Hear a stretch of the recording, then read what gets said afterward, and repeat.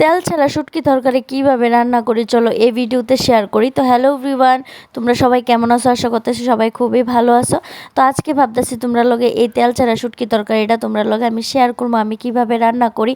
তো আমার তো খুবই একটা ফেভারিট তরকারি যেটা হলো তেল ছাড়া শুটকি তরকারি। তো এখানে দেখো আমি কিন্তু সব সবজি কাটটা নিছি, যেখানে আছে ঝিঙা, আলু, তারপরে হলো সিম, তারপরে কাঁঠালের বিচি আর কাঁকরোল। তো এই মানে সবজিটি দিয়ে কিন্তু আমি তেল ছাড়া শুটকি তরকারি রান্না করবো। তো প্রথমে কিন্তু আমি বসাই দিলাম কড়াইয়া, তার মধ্যে কিন্তু সবজিটি দিয়া দিলাম। তো এই ঝিঙা দিয়ে আমার তেল ছাড়া শুটকি তরকারি সবচেয়ে বেশি মানে প্রিয় আর কি।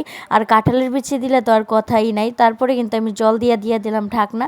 তো ঢাকনা দিয়ে এদিকে দেখো আমি কিন্তু মশলাটা বাইটটা নিছি, শুধু পেঁয়াজ, রসুন আর ওই লগিয়া শুকনো লঙ্কা, আর দেখো এখানে শুটকিও ধুয়ে লাইছি। তারপরে এখানে দেখো আমি ঢাকনাটা খুললে একটু সিদ্ধ হয়ে গেছে, তারপরে দিয়ে দিলাম হলুদ, লবণও দিয়ে দিলাম। লবণটা দিয়ে কিন্তু আবার একটু ঢাকনা দিয়ে দিলাম। ঢাকনা দিয়া এখন কিন্তু ঢাকনাটা উঠাইয়া আবার এই যে মশলাটা বাইটটা রাখছিলাম, শুকনো লঙ্কা, পেঁয়াজ, রসুন আর শুটকিটা ধুয়ে রাখছিলাম, তো এটা কিন্তু এক লগে দিয়ে দিছি। তো মানে হলুদের সাথে কিন্তু শুটকিটা দেওয়া যায়, তো আমি একবারই দিতেছি আর কি সবটি একসাথে। আর এই সবজিটা মানে তরকারিটা, শুটকি তরকারিটা লাল লাল কইরা খাইতে, একদম ঝাল ঝাল কইরা খেতে কিন্তু খুবই টেস্টি লাগে। তো আমার কাছে খুবই ভাল লাগে, আর আমি কিন্তু একটু ঝালই করছিলাম। তো যাই হোক, এখন কিন্তু আমার সবজিটা একদম হইয়া গেছে। এখন কিন্তু আমি দেখতেছি আলুটা সিদ্ধ হয়েছিনি। তো এখন কিন্তু একটু ঝুলটা শুকাই রাখছি, আর আমি একটু ঝুলঝুলি রাখি।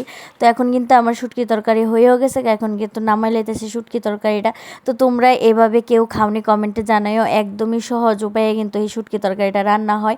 এদিকে দেখো এই কাঁঠালের বিচির দিনে তো কাঁঠালের বিচি দিলে খুবই টেস্টি লাগে, আর বিলাতি ধনিয়া পাতা দিলে তো আরও টেস্টি লাগে। তো তোমরা কেউ এভাবে খাওনি কমেন্টে জানাইও। তো আজকের ভিডিওটা কেমন লাগছে কমেন্টে জানাই।